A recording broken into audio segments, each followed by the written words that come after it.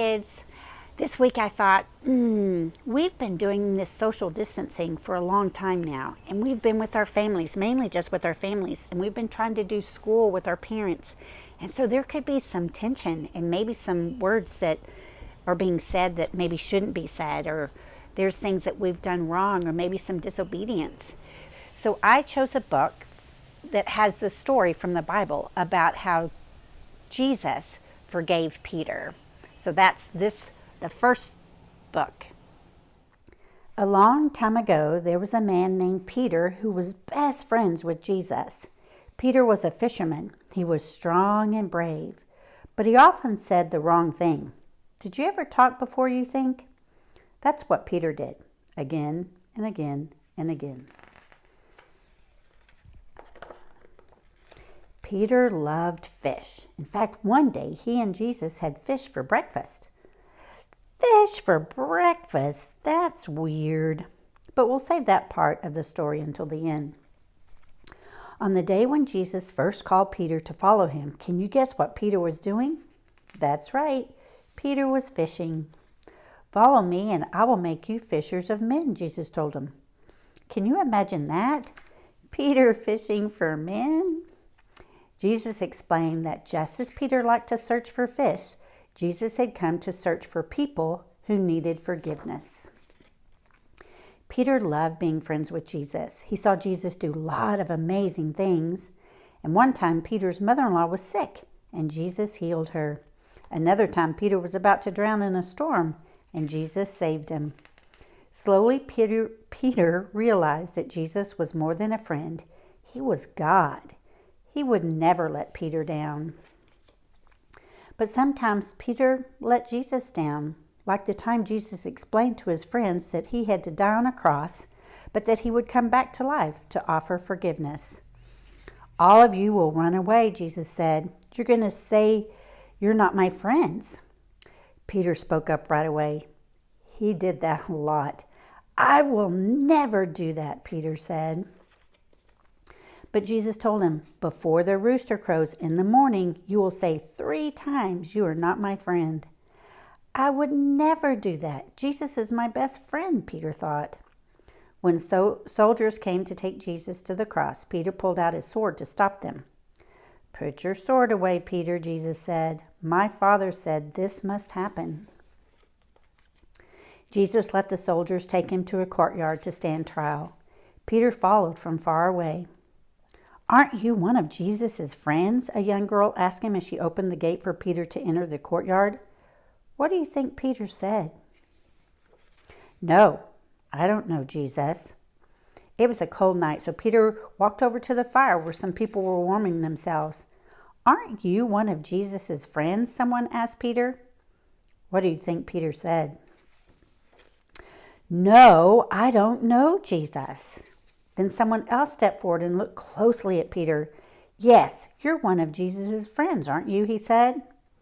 What do you think Peter said? No, I don't know Jesus. Right then, at that very moment, a rooster crowed. Jesus turned around and looked straight at Peter. Then Peter remembered that Jesus had said, before the rooster crows, you will say 3 times, you are not my friend. Peter was so sad. He knew he had failed Jesus again and again and again. He didn't just need to find other people who needed forgiving. He needed forgiving too. Peter felt terrible. He ran out of the courtyard and he cried and cried and cried.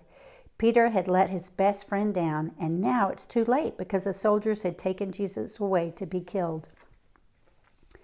But Peter didn't stay sad because Jesus didn't stay dead. 3 days later was the first Easter Sunday when Jesus came back to life to offer forgiveness. But would he forgive Peter for failing so badly? One day, Jesus went looking for Peter. Where do you think Jesus found him? That's right, Peter and his friends were fishing. Jesus called to them from the beach. Peter jumped out of the boat and into the water and rushed to the beach to see Jesus. And this is where Jesus and Peter had fish for breakfast. Fish for breakfast? That's weird. Peter was so happy to see Jesus alive. But would Jesus forgive him? Peter wasn't sure. Maybe Jesus wouldn't want to talk to him.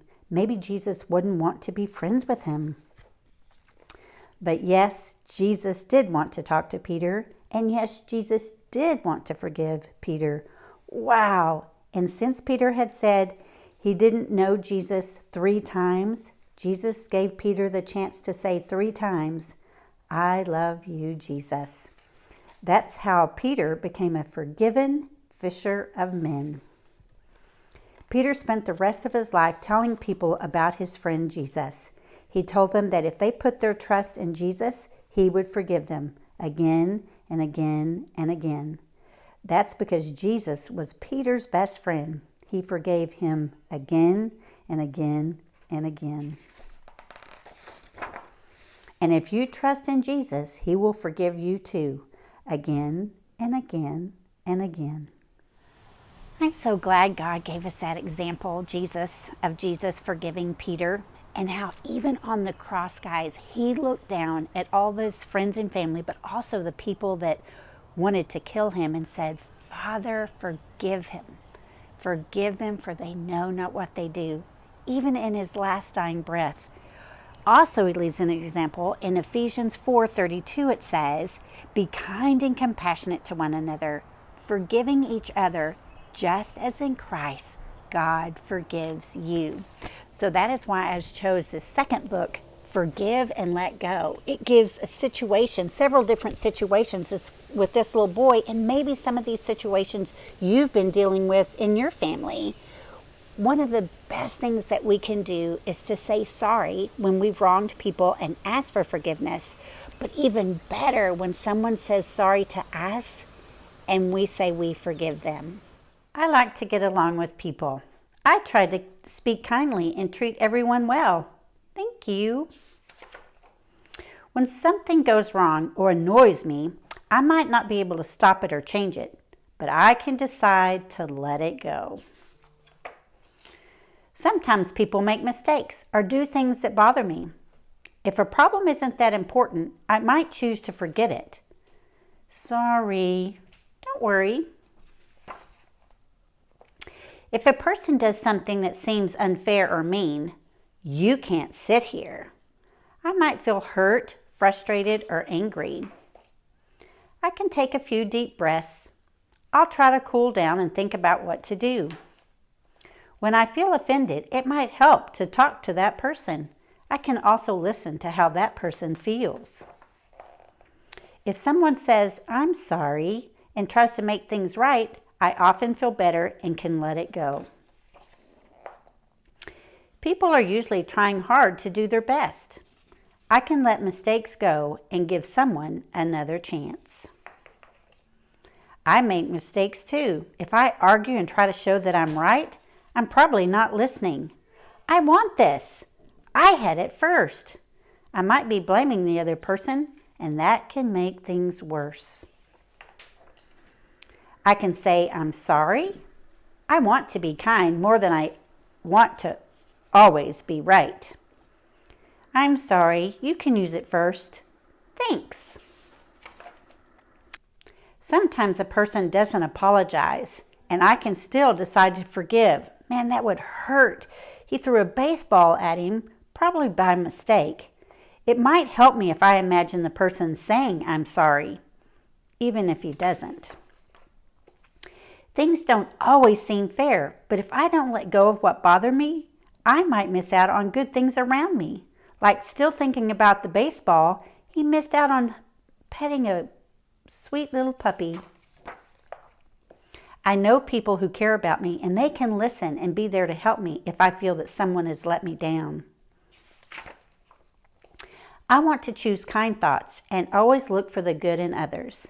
I can let go of feeling hurt and think of ways to get along. I might do something nice to show that I'm really over it. Here he's given juice to his friend that hit him with the ball. When I forgive, it's good for that person, and I feel better too. Forgiveness doesn't change what happened, but it can change me. I want to be kind and let mistakes go. I want to be my very best.